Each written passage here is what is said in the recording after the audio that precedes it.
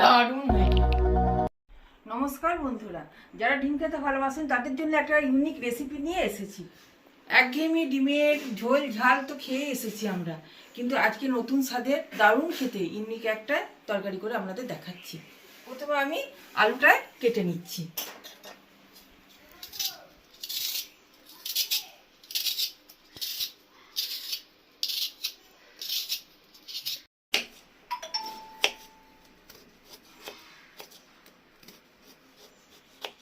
এটা আমার কাটা হয়ে গেল।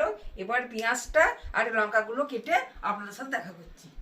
কড়াইটা বসাচ্ছি, কড়াইটা বসালাম, গ্যাসটা দেন। কড়াইটা গরম হতে হতে আমি ডিমগুলোকে ভেঙে নিচ্ছি। আমাদের বাড়িতে 3টে সদস্য, আমরা 3টে ডিম নিচ্ছি। আপনাদের বাড়িতে যতগুলো সদস্য থাকবে ততগুলো আপনারা ডিম নেবেন।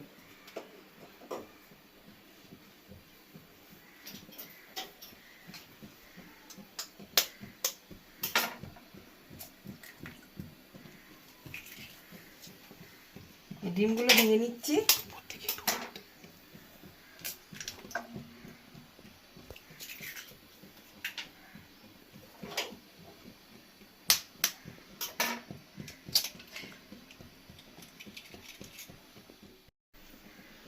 লবণ দিচ্ছি,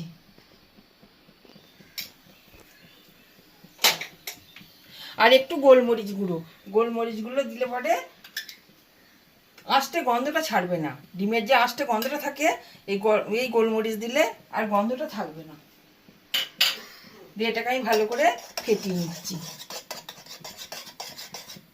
পেঁয়াজগুলো লাল করে ভেজে নিয়েছি। এরপর আমি আলুগুলো দিয়ে দেব।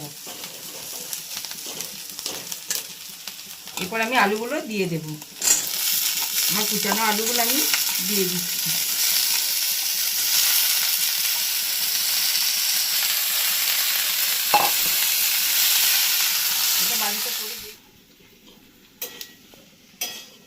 এটা আমার কষানো হয়ে গেল মশলাটা।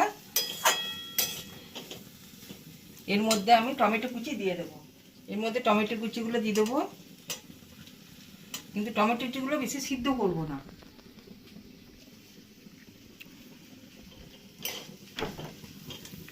আর দিয়ে দেব বড় বড় করে যে পেঁয়াজ কুচিগুলো আছে, এই পেঁয়াজ কুচিগুলো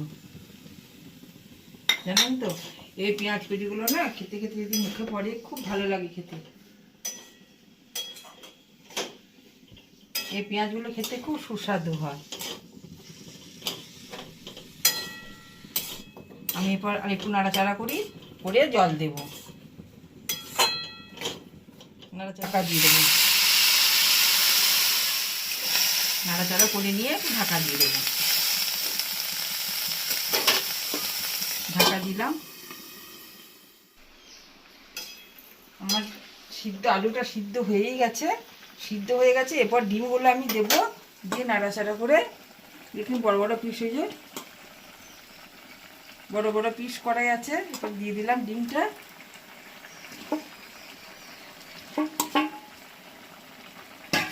নাড়াচাড়া করে ভালো করে একটু নাড়াচাড়া করে নিই। গন্ধটাও খুব ভালো উঠেছে, কালারটাও খুব ভালো এসেছে। বেশ আমি ঢাকাটা খুললাম। আমার সুন্দর হয়ে গেছে, শুধু তেলগুলো বেশ ভালো ভেসে উঠেছে, খুব সুন্দর গন্ধও খুব সুন্দর বেরিয়েছে। হ্যাঁ, এরপর আমি এটা আমার হয়েই গেছে। এরপর আমি এর মধ্যে কাঁচা লঙ্কাটা চিড়ে দিলাম, আর একটু গরম মশলা দিয়ে দেবো। একটু গরম মশলা দিয়ে নামিয়ে নেবো। একটু গরম মশলা দিয়ে দিলাম।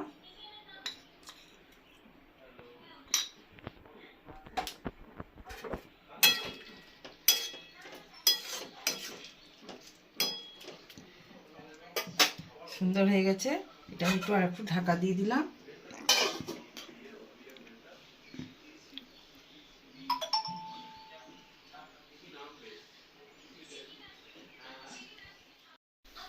হয়ে গেছে আমার ডিমের ভাপা রসা আমার রেডি।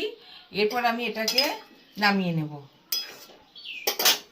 আমরা তো ডিমের ঝাল ঝোল তো খেয়েই থাকি, দেখবেন এটা খেতে কত ভালো লাগবে। আপনারা বাড়িতে বানিয়ে খাবেন, খুব সুন্দর লাগবে। এটা রুটি আর ভাতেতে সবেতেই হবে খাওয়া।